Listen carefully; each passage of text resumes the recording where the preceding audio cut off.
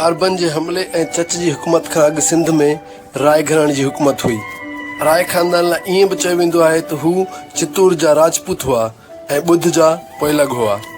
तारीख़ी अंदाज़नि मुताबिक़ उन ख़ानदान जो बानी राय ॾिव्याज हुयो ऐं उन खां बाद उन ख़ानदान जो हुक्मरान राय सहेरस पहिरियों बणियो।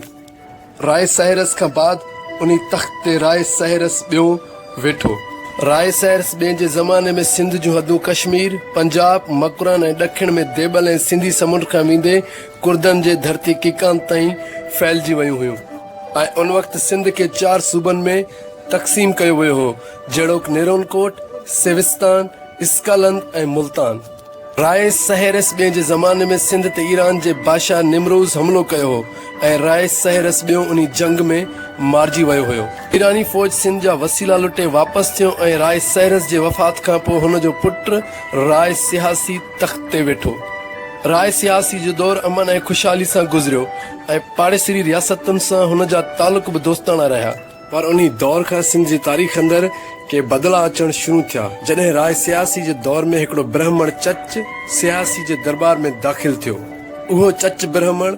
इल्मी दुनिया सां वास्तो रखंदड़ शख़्स हो ऐं रियाज़ सियासी हुनखे पंहिंजे हुकूमती इंतज़ाम जे संभाल लाइ वक़ुफ़ करे छॾियो हुयो। चच ब्राह्मण पंहिंजे ज़हनत सां राय हुकूमत जे आला उहिदनि ताईं रसाई कई, पर उन चच ब्राह्मण जे दरबार में पहुचण सां हिकिड़ी ॿी घटना जनम वरितो, जंहिंमें राय सियासी जी घरवारी राणी मोहन देवी उन चच ब्राह्मण जे इश्क में मुब्तला थींदी वई ऐं जॾहिं त राय सियासी ऐं मोहन देवी जी उमिरि में तमामु घणो फ़र्क़ु मौजूदु हुयो। मोहन देवी हसीन ऐं जवान कनीज़ जॾहिं त राय सियासी पौड़ाइप खे पहुची चुको हुयो। हेठि आख़िरकार मोहन देवी चच ताईं पंहिंजे इश्क जे इज़हार जी रसाई कंदी आहे। उन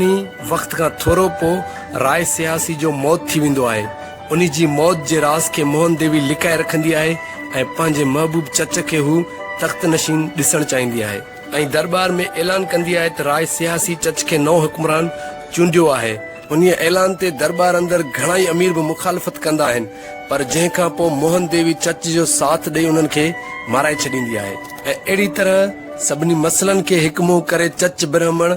मोहन देवी जो रखवालो ऐं सिंध जो हुक्मरान बणिजी सिंध जी हुकूमत जूं वाॻूं संभालींदो आहे। ईअं ई राय सियासी जे दौर बाद सिंध हुकूमत जूं वाॻूं ॿुधनि खां फिरी हिंदू ब्राह्मण जे हथ में अची वेंदियूं आहिनि ऐं अहिड़ीअ तरह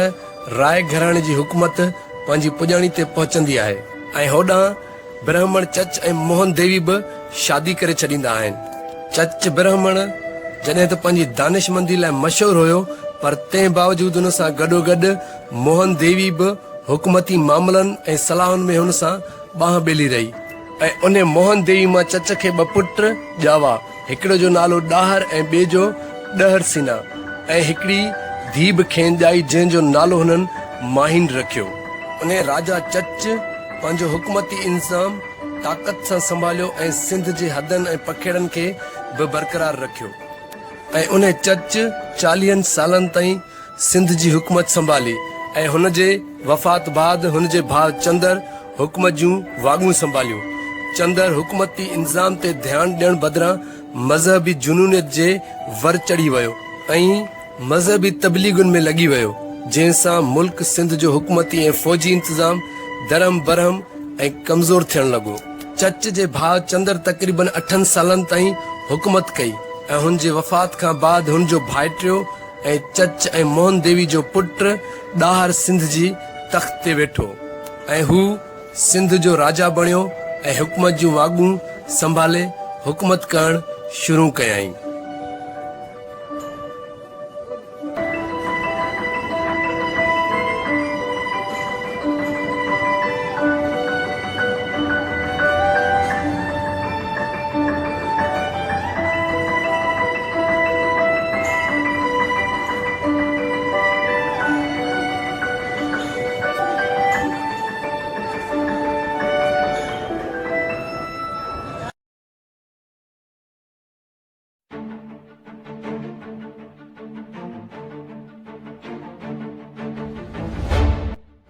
राजा ॾाहर जे तख़्त ते वेहण वक़्तु सिंधी तारीख़ी माख़ज़ चचनामे मां उहा ॻाल्हि बि पढ़ण लाइ मिले थी त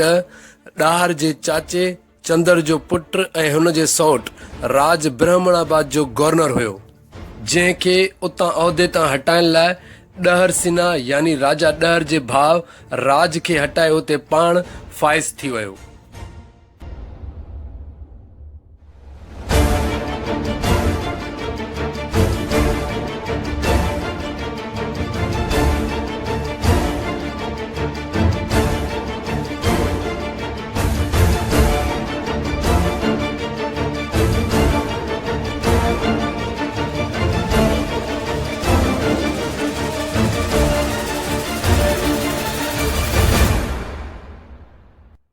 उन्हीं सां गॾोगॾु राजा ॾहर लाइ अरब तारीख़दान ऐं चचनामे जो लेखक ईअं बि लिखे थो त राजा ॾहर नुजूमिन जे चवण ते ऐं पंहिंजी हुकूमत खे हथनि में रखण लाइ पंहिंजी भेण माइन सां शादी बि कई हुई। उहो ईअं त नुजूमिन ॾहर खे ॿुधायो हो त जंहिं शख़्स सां माइन जी शादी थींदी सिंध जे हुकूमत जूं वाॻूं उन शख़्स जे हथ में हूंदियूं। ऐं वधीक अरबन तरफ़ां लिखियल तारीख़ में उहो बि ॿुधायो वञे थो त राजा ॾहर जो पंहिंजी भेण सां शादी करण खां पोइ ॾहर सिन्हा ऐं राजा ॾहर विच में वेड़ थींदी रही, जंहिंमें आख़िरकार राजा ॾहर जी हुकूमत तरफ़ां ॾहर सिन्हा खे मारायो वियो। हालांकि उन तारीख़ खे बयानु करण लाइ चचनामे खां सवाइ ॿियो किथे बि अहिड़ो को सबूत कोन थो मिले।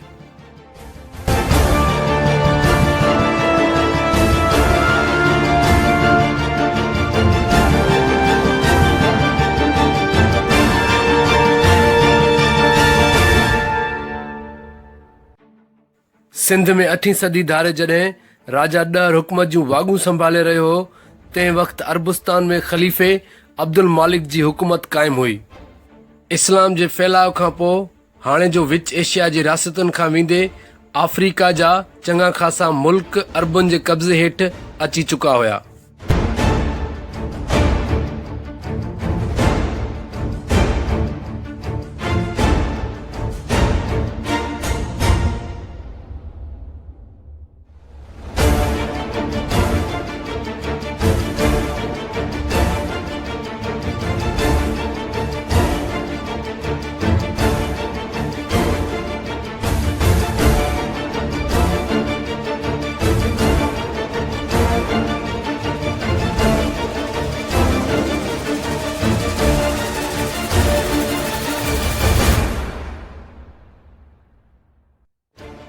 ऐं उन मुल्कनि खे फ़तह करण सां गॾोगॾु अरबन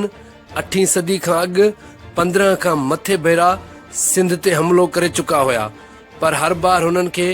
नाकामी खे मुंहुं ॾियणो पइजी वियो हुयो। ऐं केतिरनि ई नाकामियुनि बाद आख़िरकार अरबन वरी हिकु भेरे सिंध ते हमिलो करे सिंध ते क़ाबिज़ थियण जो इरादो कयो हुयो। ऐं हिन भेरे उहो इरादो ओलह अरबुस्तान ऐं हिजाज़ जे गवर्नर हजाज बिन यूसुफ कयो हुयो। हजाज बिन यूसुफ 8वीं सदी जे शुरूआत धारे ख़लीफ़े ॾांहुं ख़त लिखी हुन खां सिंध ते हमले जी इजाज़त घुरी, जंहिं लाइ ख़लीफ़े हजाज बिन यूसुफ खे लिखी मोकिलियो त सिंधी हिकिड़ी जाहिल क़ौम आहे ऐं असांजे सरहदनि खां परे बि आहे ऐं सिंध ते हमिलो करणु घणो आसान बि नाहे।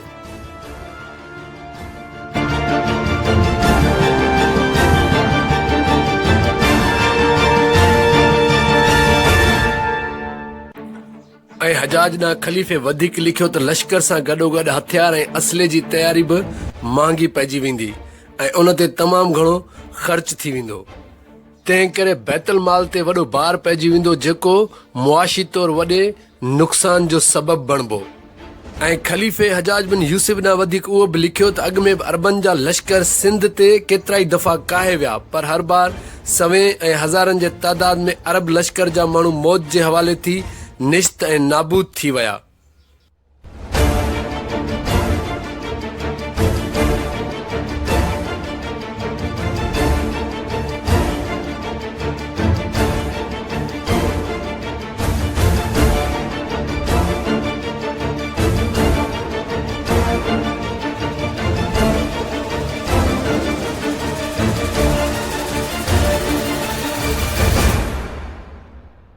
उन मां मुराद उन वक़्त जे ख़लीफ़े खे अहसासु हुयो त सिंध अंदरि फ़तह नामुमकिन आहे, पर होॾां सिंध खे फ़तह करण लाइ हजाज जे गवर्नर हजाज बिन यूसुफ वटि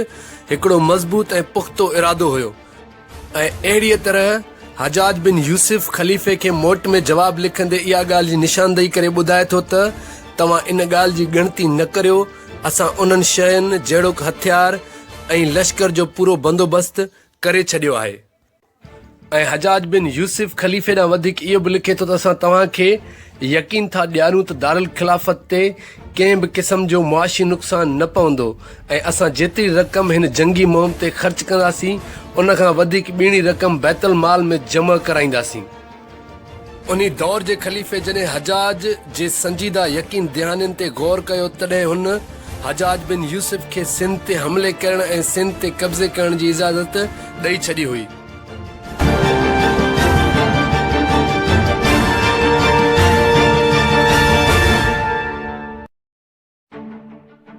हजाज बिन यूसुफ खे ख़लीफ़े तरफ़ां सिंध ते हमले करण लाइ जीअं ई इजाज़त मिली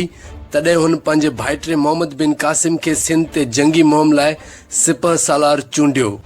मोहम्मद बिन कासिम उन वक़्तु शिराज़ में पंहिंजे जवानी ऐं ऐश अशरत जा ॾींहं घारे रहियो हो ऐं उन वक़्तु मोहम्मद बिन कासिम खे न्यापो मिलियो त तुंहिंजे चाचे तोखे सिंध ते जंगी मुहिम लाइ सिपह सालार चूंडियो आहे।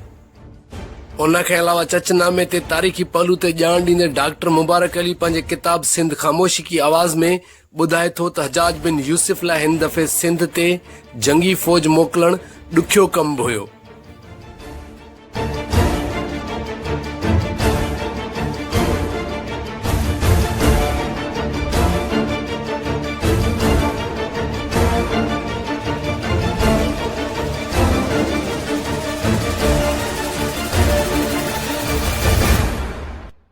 उहो उन लाइ त अरब अॻु में ई केतिरा दफ़ा सिंध हथां शिकस्त खाई बर्बाद थिया हुआ ऐं हाणे उन करे अरब फ़ौज उन जंग जे महाज़ ते विहण लाइ कंहिं बि क़ीमत में तयारु कोन हुई। जंहिंखां पोइ हजाज बिन यूसुफ अरब फ़ौज अॻियां ऐं पंहिंजे माण्हुनि जे सिंध ते हमले लाइ हमदर्दी खटण लाइ हुन हिकिड़ी मनगढ़ंत कहाणी ठाही जंहिंमें हुन उहा ॻाल्हि कई त सरांदीप मां कुझु औरतूं ऐं ॿार समुंड रस्ते जॾहिं सिंध जे बंदरगाह देबल खां गुज़रिया त सिंध जे कज़ाकनि यानी मेद क़ौम जे माण्हुनि उन बहरी जहाज़नि खे लुटियो ऐं औरतनि ऐं ॿारनि खे अगवा करे क़ैद में रखियो आहे। चचनामे वारो लेखक उहो बि ज़ाहिर कंदे लिखे थो त उन्हनि क़ैद थियल औरतुनि मां हिकिड़े हजाज ॾांहुं ख़त लिखी देबल ते थियल ज़ुल्म जो अहवाल खेसि ज़ाहिर करे ॾिनो। जंहिंखां पोइ हजाज बिन यूसुफ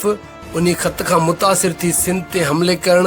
ऐं क़ैद थियल ॿारनि ऐं औरतुनि जो हिसाब बराबरि करण लाइ सिंध ते हमले करण लाइ तयारु थियो हुयो। पर वरी उन ॻाल्हि अंदरि हिकिड़ी गुजारत बरक़रार रहे थी त सभु औरतूं ऐं ॿार क़ैद आहिनि त ख़त कीअं लिखिजी सघिजे थो या उहो ख़त लिखण वारी माई केरु हुई या अञा उहो सुवाल त उन माई जो लिखियल ख़त कहिड़नि मरहलनि खां गुज़री कीअं हजाज बिन यूसुफ ताईं पहुतो हुयो। डॉक्टर मुबारक अली पंहिंजे साॻे किताब सिंध ख़ामोशी की आवाज़ में चचनामे जे बयान ते हिकिड़ो सवाल उहो बि उथारे थो, छा हिकिड़ी औरत जो ख़त हजाज बिन यूसुफ जे जज़्बनि खे सिंध ते हमले करण लाइ एतिरो मजबूर कयो हुयो? जॾहिं त हजाज बिन यूसुफ पंहिंजे इक़्तिदार अंदरि हज़ारे माण्हुनि खे जेल मोकिलियो हो ऐं कई सौ माण्हू हुन पंहिंजे ताक़त सां क़त्ल कराया हुया त पोइ हिकिड़ी औरत जी दांह ते हू एतिरो परेशान छो थियो हुयो? पर तंहिं बावजूदि औरतनि ऐं ॿारनि जे क़ैद हुअण वारे जवाज़ खे हजाज अहिड़े अंदाज़ सां पेश कयो जेको उन वक़्तु मुसलमान लश्कर जे जोश खे उभारण लाइ काफ़ी हुयो।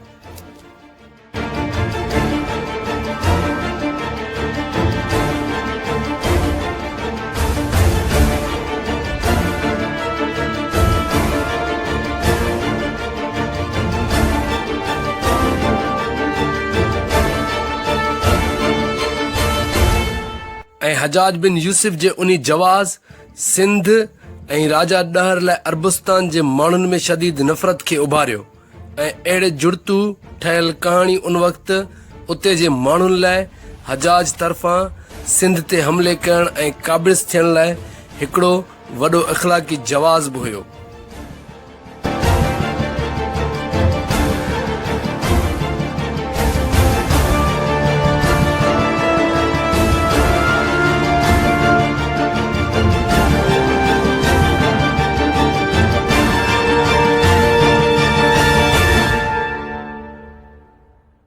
हजाज बिन यूसुफ 715 ईस्वी धारे पंहिंजे वफ़ात खां अॻु बनु उमय्या सल्तनत जो वेझो ऐं दादलो गवर्नर रहियो हुयो,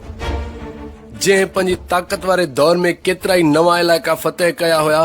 ऐं हजाज सिंध खे फ़तह करण वारो मौक़ो बि पंहिंजे हथां न पियो विञाइणु चाहे। हजाज बिन यूसुफ पंहिंजे भाइटे मोहम्मद बिन कासिम खे सुपर सालार चूंडण सां गॾोगॾु हुन बहरी ॿेड़ा ऐं उन वक़्त जो जदीद हथियार ऐं असलो बि तयारु करायो। पर तंहिं बावजूदि अण तजुर्बेकार सिपह सालार बिन कासिम ते ॿियनि ऑफिसरनि जा एतिराज़ थिया त बिन कासिम अॻु में कॾहिं बि कंहिं जंगी महाज़ ते नाहे वियो ऐं हिन वक़्तु हुनखे सिंध जे जंगी महाज़ ते छो सुपर सालार बणाए मोकिलियो पियो वञे। पर तंहिं बावजूदि हजाज सिंध जे महाज़ जी ज़िम्मेदारी पंहिंजे ज़िम्मे खईं ऐं आख़िरकार उन्ही जंगी महाज़ जो सिपह सालार मोहम्मद बिन कासिम खे ई बणायो वियो। सिंध ते जंगी महाज़ ते निकिरण खां अॻु हजाज बिन यूसुफ पंहिंजे भाइटे बिन कासिम ऐं ॿिनि ऑफिसरनि सां गॾिजी जंगी हिकमत अमलियुनि जो मुआइनो कयो ऐं उन खां अलावा हजाज बिन कासिम खे सख़्ती सां उन ॻाल्हि खां बि झलियो त सिंध ते चढ़ाई वारे महाज़ दौरान को बि क़दम मुंहिंजे मशवरे खां बग़ैर न खणिजांइ। तंहिंखां बाद उन सां गॾोगॾु हजाज पंहिंजे पैगाम रसाई वारे हिकमत अमली खे मज़बूत रखण लाइ डाक खाने वारे निज़ाम खे बहितरीन ऐं मज़बूत बणायो, जंहिं सां 3 ॾींहनि अंदरि ख़त जे अचण ऐं वापसि वञणु ज़रूरी बणिजी पियो हुयो। सिंध ते हमले जी तयारी लाइ अरब लश्कर जी फ़ौज जी चूंड बि हजाज बिन यूसुफ कई हुई ऐं हुन हर नंढे वॾे माण्हू खे हुन जा कम विरहाए ॾिना। जदीद हथियार सां गॾोगॾु सिंध में हमले वक़्तु किलनि जे मुआसिरे लाइ हुन पंहिंजे फ़ौज खे मंजनीकूं बि मुहैया कयूं ऐं उन खां अलावा हजाज बिन यूसुफ खे उहा बि ख़बर हुई त सिंध जे फ़ौज में अक्सर हाथी बि शामिल हूंदा आहिनि, जिन लाइ हुन पंहिंजे लश्कर जे घोड़नि लाइ हाथी ऐं शींहं जा ज़िर बि ठाहिराया, जंहिं सां सिंध जे हाथियुनि वारे लश्कर खे शिकस्त बि ॾेई सघिजे पई। जंगी सामान ऐं खाधे जी शयुनि लाइ अरब फ़ौज में 9000 ऊठ शामिल कया विया हुया ऐं जंगी मुहिम सां गॾोगॾु हजाज बिन यूसुफ ऐं बिन कासिम विच में ख़तनि जो सिलसिलो बि शुरू थियो ऐं उहो ख़तनि जो सिलसिलो सॼी सिंध फ़तह करण वक़्तु आख़िर ताईं जारी रहियो।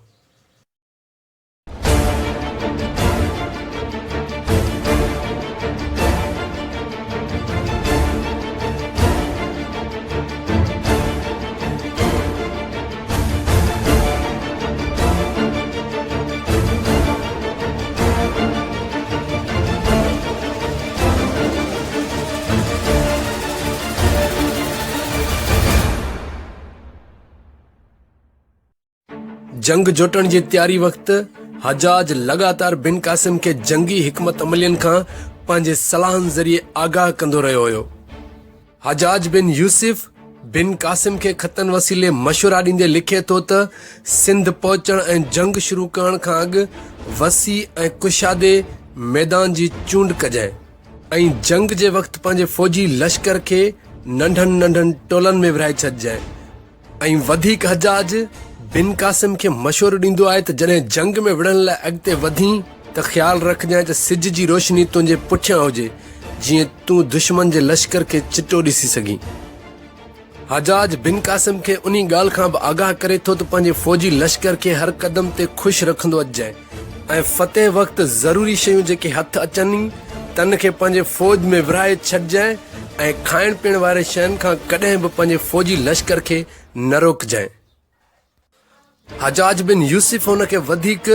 मशवरो ॾींदे ईअं बि लिखे थो त जंहिं रियासत खे फ़तह करी उते जे हारियुनि ऐं सनतकारनि खे न मारिजांइ, छो त उहे ई कब्ज़े कयल रियासतनि जे आसूदगी जा सबबु हूंदा आहिनि। ऐं सभ खां ज़रूरी मशवरो जेको हजाज बिन कासिम ॾांहुं ख़त ज़रिए लिखी मोकिलियो त कंहिं बि सल्तनत खे फ़तह करण जा 4 तरीक़ा हूंदा आहिनि। पहिरियों त फ़तह कयल रियासत सां हमदर्दी, ॿियों रिश्तेदारी यानी अरब फ़ौज में जेके गैर शादीशुदा माण्हू हुजनि तन जी शादी सिंधी औरतुनि सां कराइण ऐं टियों लालच ऐं इनाम ॾेई उन रियासत जे माण्हुनि खे पाण तरफ़ करणु, चोथों ऐं आख़िरी हल त दिलेरी ऐं जेको न मञे उन खे मौत जी निंड सुम्हारे छॾणु। हजाज बिन यूसुफ मोहम्मद बिन कासिम खे वधीक उहो ॿुधाए थो त कोशिशि कजांइ त उतां जे सरदारनि ऐं अमीरनि सां मुआइदा कजांइ ऐं हुननि खे आज़ादी ॾिजांइ ऐं हुननि जे मज़हबी इबादत गाहनि सां छेड़छाड़ न कजांइ, पर सिंध जे मज़हबी इबादत गाहनि जे साम्हूं मस्जिदूं ज़रूर तामीर कराईंदो अचिजांइ।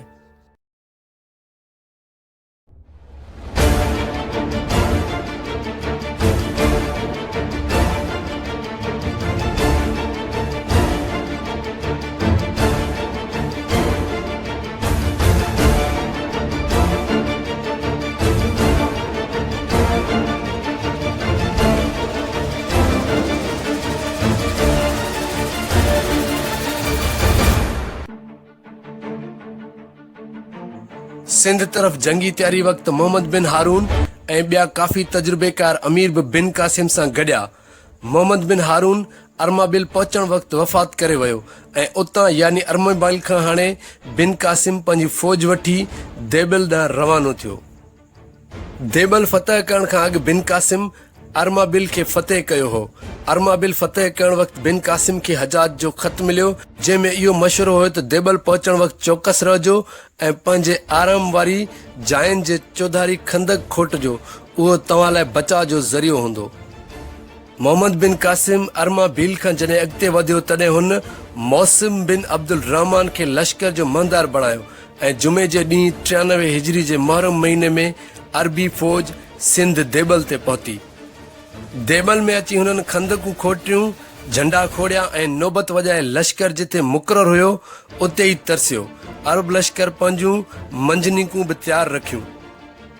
देबिल पहुचण खां पोइ 7 ॾींहंनि ताईं अरब लश्कर उते तरसियो ऐं आख़िरकार हजाज जो ख़त बिन कासिम खे मिलियो ऐं अरब फ़ौज खे हमले जो इशारो मिली चुको हुयो। देबिल में उन वक़्तु हिकिड़ो वॾो बुतखानो हो ऐं उन बुतखाने जी मुनबर ते हिकिड़ो साओ झंडो लहराईंदो हो ऐं बिन कासिम पंहिंजे हमले जी शुरूआति उन बुतखाने खे मंजनीकुनि सां ड्राहे कई ऐं उन बाद उन बुतखाने जे रखवालनि सां गॾोगॾु हज़ारे माण्हू देबिल में मौत जो खाज बणिया ऐं उन खां अलावा बुतखाने ते कब्ज़ो करे अरब मुसलमान लश्कर बुतखाने जे इर्द गिर्द क़त्लेआम खां पोइ उते मौजूद 700 देवदासणियुनि जा ज़ेवर बि लुटिया जेके उन वक़्तु उते बुतनि जी ख़िदमत ते मामूर हुयूं ऐं बाद में उन हड़नी सिंधी देवदासणियुनि खे अरब फ़ौज जे लश्कर पंहिंजूं कनीज़ूं बणाए छॾियो।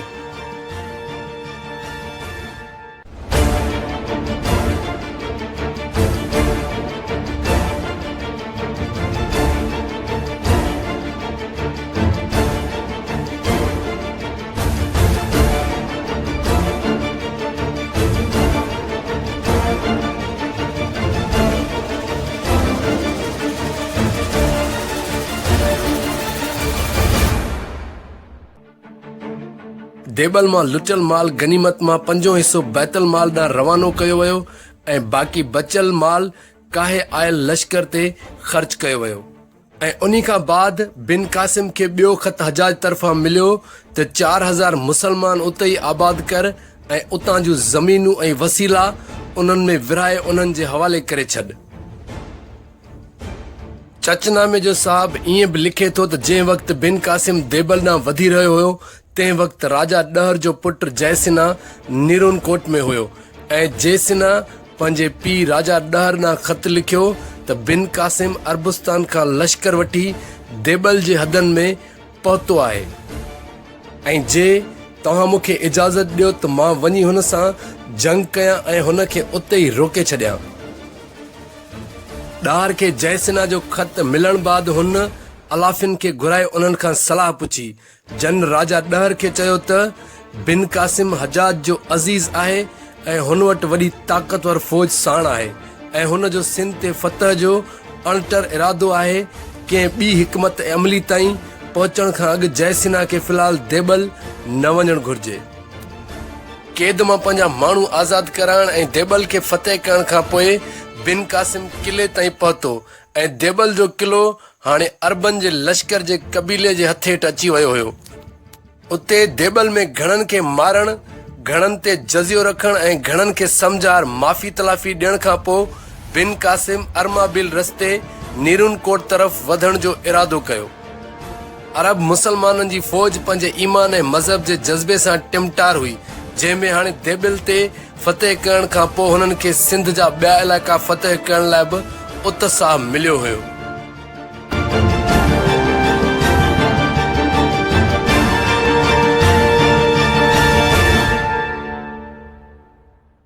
ओॾां राजा ॾहर खे देबल लुटजण जी ख़बर पइजी चुकी हुई ऐं अरमाबिल ते मंज़िल करण वक़्तु बिन कासिम खे ॾाहर जो ख़त पहुतो, जंहिंमें ख़ुलासो अहिड़ी रीति लिखियलु हो त ही ख़त सिंध जे बादशाह, हिंदुस्तान जे राजा बर ऐं बहर जे हाकिम ॾाहर बिन चच जे तरफ़ां मगरू ऐं ठगियल मोहम्मद बिन कासिम ॾांहुं आहे, जो कोस ऐं लड़ाई जो एतिरो शौक़ीन ऐं बेरहम आहे जो ख़ुदि पंहिंजे लश्कर ते बि रहम नथो खाए। ऐं उन्ही सिपह सालार सिंध में दाख़िल थी पंहिंजे लश्कर खे ओड़ा में उछलायो अथसि, जेको सियासत जो तीर खणी हिते पहुतो आहे। जे देबल फतेह कयो अथई त उहो मज़बूत किलो न आहे ऐं न ई उते ताक़तवर लश्कर मौजूद हुयो। उते सिर्फ़ वापारी ऐं कारखानेदार रहनि था। तूं हिते मुंहिंजे रियासतनि ऐं हाथियुनि जी फ़ौज जो मुक़ाबिलो नथो करे सघीं। हाणे तव्हां हिते अची त विया आहियो, पर असां तव्हांखे वापसि जेरो मोटण कोन छॾींदासीं। राजा ॾहर जे ख़त खे तर्जुमे सां पढ़ाए ॿुधण बाद मोहम्मद बिन कासिम जवाब में राजा ॾहर ॾांहुं ख़त माणियो ऐं ख़लासो हीअं लिखियाईंसि त ही ख़त मोहम्मद बिन कासिम सकफ़ीअ तरफ़ां, जो सरकश ऐं मगरूरनि खां मुसलमाननि जो पलांद वठंदड़ आहे, काफ़र, जाहिल, मुनकर ऐं हठीले ॾाहर बिन चच ब्राह्मण गद्दार ॾांहुं, जेको बेवफ़ा ज़माने जे फेर घेर ऐं ज़ालिम वक़्त जे गुरूर ते मगरूर थियो आहे। उहो तुंहिंजो लश्कर ऐं हाथी असां लाइ ज़रे बराबरि न आहिनि। असांजे इमदाद जो मदार असांजो ख़ुदा पाक आहे। तूं अहिड़े लश्कर ते नाज़ थो करीं। हाथी त आजिज़ ऐं हीणी सवारनि मंझां आहे। तुंहिंजे बदअफ़ाली, बुरनि आदतनि ऐं तकबर जे करे ई असां लश्कर कशी जो इरादो कयो आहे। हालांकि दुनिया जे सभिनी मुल्कनि में दारुल ख़िलाफ़त जो नबूअत नाइब आहे ऐं हुकुम जी बजावरी बि जारी आहे, ऐं फ़क़्ति तूं ई सरकशी ऐं शोखी थो करी।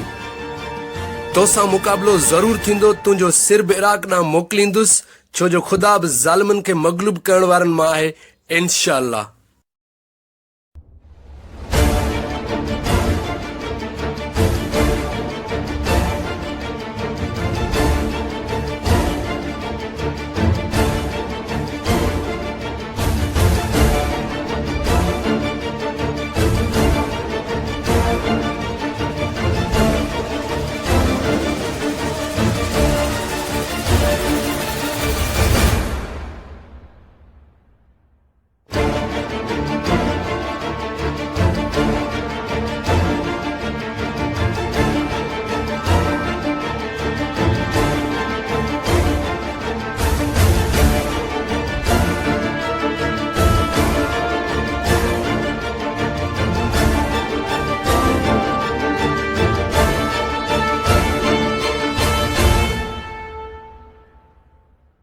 मोहम्मद बिन कासिम जो राजा ॾहर ॾांहुं ख़त जंग जी मज़बूत चितावणी हुई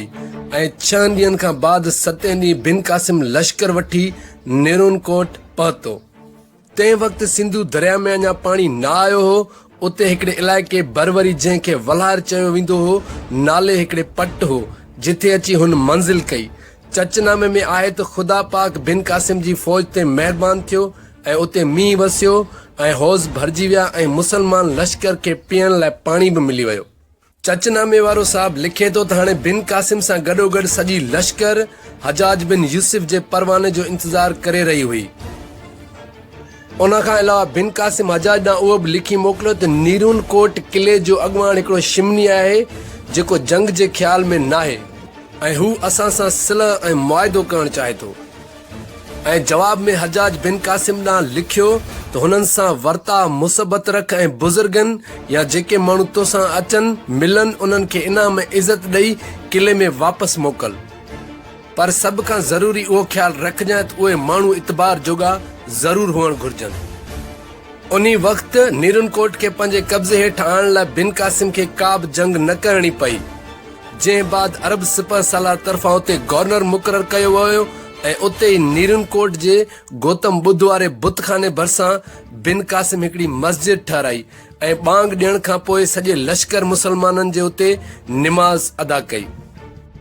बिन कासिम नीरून जो कारोबार दुरुस्त करे शिमनी सां गॾिजी लश्कर काए सेविस्तान जो रुख कयो ऐं आख़िरकार नेठि उन जाइ ते पहुतो जंहिंखे मौज था चवनि ऐं जेको नीरून कोट खां 3 फरलांग जे मुफ़ासिले ते वाक़िअ हिकिड़ी रियासत हुई।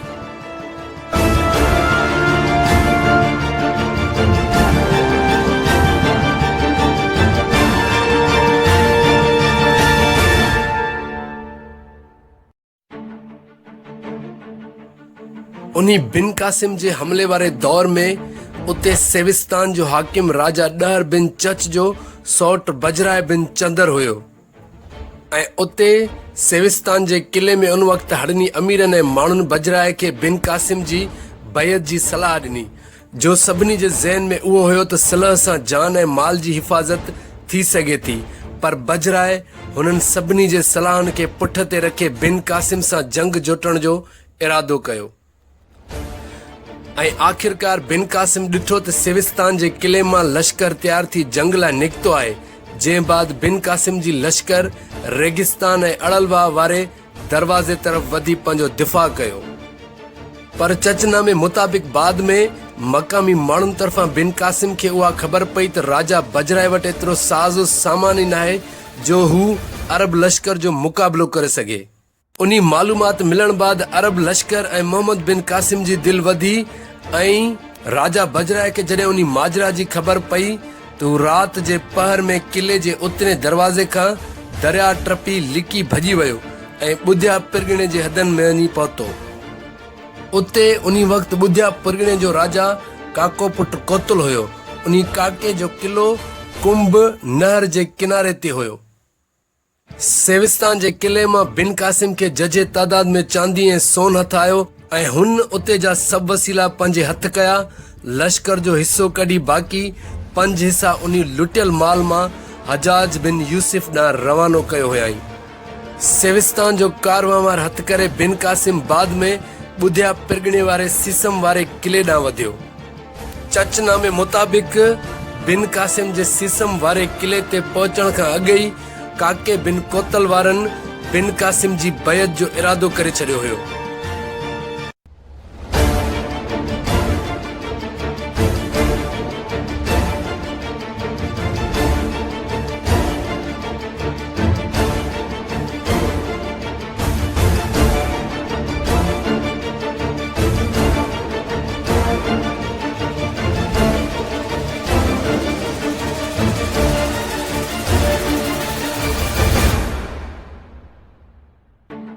ॿुधिया पिरगिणे जे सिसम किले वारनि बिन कासिम जी बैत कई ऐं उहो किलो अरबन जे ज़िमे हेठि अची चुको हुयो।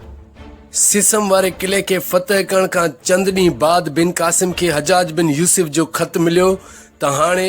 उहा जाइ छॾ ऐं वापसि निरोन कोट मोटी अच ऐं मेहरान नदी टपण जी तजवीज़ उते वेही तयारु कर ऐं राजा डहर सां जंग करण वारे अमल ते वीचार कर ऐं असांखे यकीन आहे त ख़ुदा अज़वजल तोखे कामयाब कंदो। ऐं उन्ही विच में मेहरान किनारे अरबन हथां बगरूर किलो बि फ़तह थी चुको हुयो ऐं उन्ही विच में हजाज जा ख़त हर मोड़ ते बिन कासिम जी रहनुमाई कंदा थी हलिया ऐं होॾां राजा डहर खे बि बिन कासिम जी नीरोन वापसि पहुचण जी ख़बर पइजी चुकी हुई ऐं होॾां बिन कासिम शिमिन खे साण करे मेहरान नदी टपण लाइ निकिरी पियो हुयो ऐं उतां ई हू बाद में इशबहार जे किले ते काहे वियो। उन्ही किले वारनि जंग जी तयारी कई ऐं किले जे चौधारी खंदकूं खोटरायाऊं। तंहिंखां पोइ लगातार हफ़्ते ताईं जंग जारी रही ऐं आख़िरकार बिन कासिम अॻियां हुननि हथियार फिटा कया ऐं उन्ही किले में हुन पंहिंजो नाइब मुक़ररु कयो ऐं उन्हनि ते ढल नाफ़िज़ कयाई। उतां खां पोइ अॻिते जो सारो इलाइक़ो ज़मीन ऐं खज़ाना बिन कासिम जे हथ थींदा विया ऐं उतां मेहरान टपी हू हिकिड़े पतण तां अॻिते वधियो ऐं ॼण हाणे हू रावण ऐं जेवर जे हदनि ताईं पहुची चुको हुयो। पर उन्ही विच में बिन कासिम जो हिकिड़ो शामी कासिद बि बिन कासिम जो पैगाम खणी अची राजा डहर जे दरबार में पहुतो। राजा डहर हुनखे चयो छा पैगाम आहे, जंहिं ते उन्ही शामी कासिद वराणियो अमीर मोहम्मद बिन कासिम हिन तरफ़ फरमायो आहे त तूं मुख़्तार आहीं, जेकॾहिं दरिया लंघी अची त रस्तो खुलियल आहे ऐं का बि रोक टोक तो लाइ न आहे, न त ॿी सूरत में तूं रस्तो खुलियल रख त अरब जो लश्कर दरिया टपी तव्हां सिंधियुनि जे लश्कर जे साम्हूं थिए। बिन कासिम जो पैगाम ॿुधी राजा डहर बिन कासिम जे उन शामी कासिद ज़रिए उहो पैगाम मोकिलियो त मोटी वञी पंहिंजे अमीर खे चओ त दरिया टपण जी तोखे छूट आहे, असां तुंहिंजे जंग लाइ तयारु वेठा आहियूं, तूं हेॾां लंघी अच न त असां था हेॾां तोॾां लंघी अचूं। उन्हीं सॼे माजरा जी तफ़सील बिन क़ासिम हजाज ॾांहुं ख़त ज़रिए लिखी मोकिलियो, जंहिंमें थोरे ॾींहंनि खां पोइ हजाज जो ख़त बिन क़ासिम खे मिलियो, जंहिंमें इहा सलाह हुई त जॾहिं मेराण दरिया उकरणु चाहीं तॾहिं घेड़ जे किनारे खे जाचे ॾिसजांइ ऐं नदी टपण जो इंतज़ाम पको रखजांइ ऐं उन मुल्क जा जेके रहाकू ॿेड़ियुनि ते हुजनि तन खे पंहिंजो मुख़लिस बणाइजांइ। तंहिं बाद बिन क़ासिम मेराण पार करण जे इरादे सां अॻिते वधियो ऐं जेवर वारे इलाइक़े ताईं जीअं पहुतो त उन ॻाल्हि जी ख़बर राजा ॾहर खे पइजी चुकी ऐं उन हवाले सां चचनामे में मिर्दास बिन हुदबा तमीमी जो अहवालु आहे त जॾहिं ॾार खे ख़बर पई त बिन क़ासिम जेवर जे साम्हूं लश्कर सां अची मंज़िल कई आहे तॾहिं ॾार हाथी ते पालकी ॿधण जो हुकुम कयो ऐं पंहिंजी लश्कर खे जंग लाइ तयारु रखियो। ऐं तंहिं वक़्तु बिन क़ासिम जे फतह कयल इलाइक़े सिरिस्तान में बग़ावत जनम वरितो। हिन पंहिंजो 1000 सवार ऐं 2000 प्यादो लश्कर मोकिले मामले खे पंहिंजे हथनि में वठण जी कोशिश कई। उन लश्कर खे सिविस्तान मोकिले ऐं पाण झिम वारे इलाइक़े ताईं रसियो, जिते हुनखे अनाज जे खोट खे मुंहुं ॾियणो पइजी वियो ऐं हुन जा उते वॾे तादाद में घोड़ा बि मरी चुका हुआ। तंहिंखां पोइ मामले खे हथनि में आणण लाइ झिम खां अॻिते वधियो ऐं कुझु ॾींहं बाद हजाज बिन यूसुफ मोहम्मद बिन क़ासिम ॾांहुं 2000 घोड़ा ऐं ख़त बि मोकिलियो। ऐं जॾहिं बिन क़ासिम मेराण जे कप ते पहुतो त हिनखे हजाज जो ख़त मिलियो, तोखे मेराण जे ॿेट जे कप तां टपण जी तयारी करणु घुरिजे, छाकाणि त मेराण जो पाणी उतां सोढ़ो हूंदो आहे ऐं तव्हांखे घुरिजे तव्हां ॿेड़ियुनि जी हिकिड़ी पुल ठाहियो ऐं अलाह अज़्वजल तव्हांजी मदद कंदो।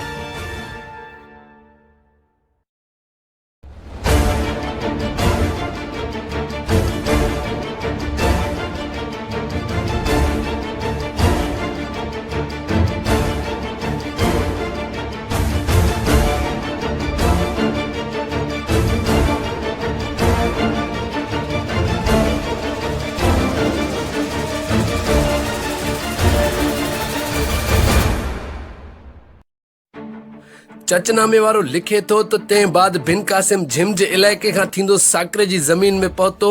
ऐं उतां ई हुन मेराण नदी टपण लाइ ॿेड़ियूं ऐं तख़्ता तयारु कया हुया। ऐं होॾां बिन क़ासिम खे इहो अनुमान बि जाॻियो त असांजे मेराण टपण वक़्तु राजा ॾहर किथे मेराण जे किनारे ते अची असांजो घटि न रोके।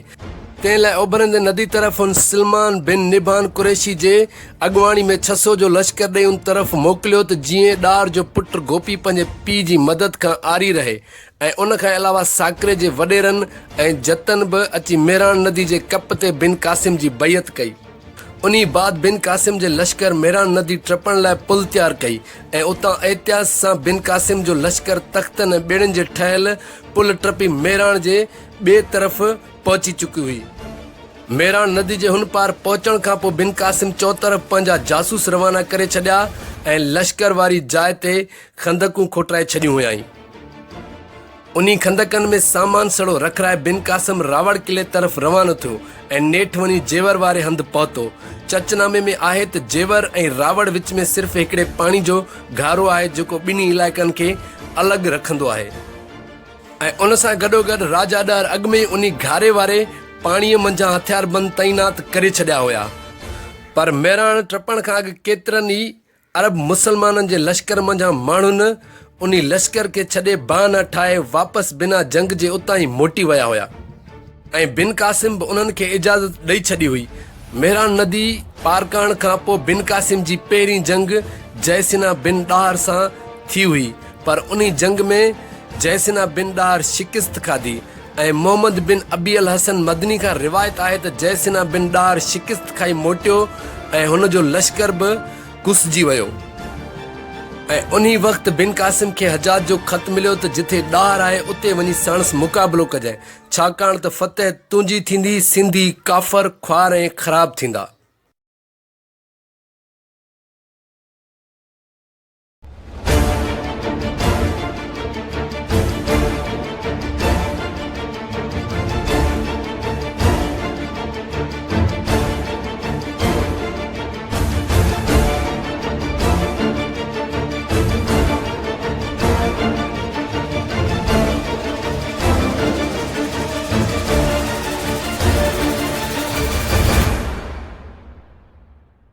हाणे बिन कासिम ऐं उन जो लश्कर फतेह मंदी सां जेवर वारे इलाइक़े ते पहुती ऐं राजा ॾहर खे बि उन जी ख़बर मिली।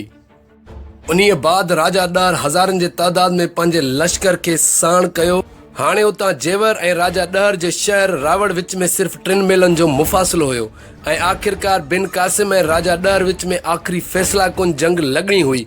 ऐं ॿई लश्कर आख़िरी मंज़िल ते आम्हूं साम्हूं थी विया हुया। उन जेवर वारे इलाइक़े ऐं रावड़ जे हदनि में केतिरनि ई ॾींहंनि ताईं खूनख़वार जंग हलंदी रही, जंहिंमें ॿिन्ही पासे सुबुह खां शाम ताईं हज़ारनि जे तादाद में माण्हू अजल जो शिकार थींदा रहिया ऐं बिन कासिम जी फ़ौज पंहिंजे मज़हबी अक़ीदे खे बचाइण ऐं सिंध मुल्क ते क़ाबिज़ थियण लाइ दिलि ऐं जान सां विड़ी रही हुई ऐं राजा ॾहर बि पंहिंजे मुल्क सिंध खे बचाइण लाइ पंहिंजे जान जो नज़रानो ॾेई आख़िर ताईं वेहण लाइ तयारु थियो हुयो ऐं आख़िरकार अरब लश्कर जो पलड़ो भारी थियो ऐं जंग जी पुॼाणी वञी राजा ॾहर जे शहीद थियण सां थी, जंहिं पंहिंजे क़ौम ऐं पंहिंजे मुल्क सिंध खे बचाइण लाइ आख़िरी पसाह ताईं अरब लश्कर सां विढ़ंदो रहियो ऐं आख़िरकार मेराण नदी जे विच में दधा वारे कोट ते हू कुसिजी वियो। राजा ॾहर जे शहीद थियण खां पोइ बिन कासिम तरफ़ां हुन जो सिर वढे इराक़ मोकिलियो वियो ऐं सॼी सिंध में ॾहर जे मौत जो पड़ो घुमायो वियो। उन बाद बिन कासिम रावड़ किले तरफ़ पंहिंजो रुख कयो ऐं रावड़ किले अंदरि अञा ताईं बिन कासिम खे मज़ामत खे मुंहुं ॾियणो हुयो। उहो ईअं त ॾहर जो पुटु जयसिना रावड़ जे किले अंदरि आख़िरी जंग लाइ अञा तयारु हुयो ऐं राजा ॾहर जी भेण माइन बि बिन कासिम सां जंग करण लाइ तयारु बीठी हुई। बिन कासिम खे उन सॼे माजरा जी ख़बर अॻु में ई पइजी चुकी हुई ऐं आख़िरकार रावड़ किले ॿाहिरां अची हुन मंज़िल कई। हुन लश्कर खे 2 हिसनि में विरायो। हिन तीरनि नेज़नि सां जंग करण सां गॾोगॾु मंजनीकुनि सां किले खे बि ड्राइण शुरू कयो ऐं आख़िरकार उन मुहिम में बिन कासिम कामयाबु थियो। रावड़ किलो फतेह थियण खां पोइ उते मौजूदु सिंधी शहज़ादियुनि ऐं औरतुनि खे अरब फ़ौज जे लश्कर जे माण्हुनि चूंडे पंहिंजूं ज़ालूं ऐं कनीज़ूं बणायूं ऐं उन्ही खां अलावा राजा ॾहर जे वफ़ात बाद उन किले जे फतेह थियण बाद लुटियल सामान सां गॾोगॾु राजा ॾहर जे 2 धीअरुनि खे हजाज ॾांहुं माले गनीमत में मोकिलियो वियो ऐं इहा तारीख़ जी वॾे में वॾी बदनसीबी हुई, जंहिंमें सिंध जा के सिंधी बि गद्दार बणिया हुया ऐं हुन पंहिंजे राजा जो साथ ॾियण बदिरां हिकिड़े धारे काया लश्कर जो साथ ॾिनो ऐं हुननि खे उन जो नुक़सान बि आख़िर में भोगणो पियो ऐं सिंध जी लिखियल तारीख़ अंदरि उहो हिकिड़ो वॾो क़त्लेआम हुयो, जंहिंजो अज़ालो शायदि ई उन वक़्तु पूरो थी सघियो थे।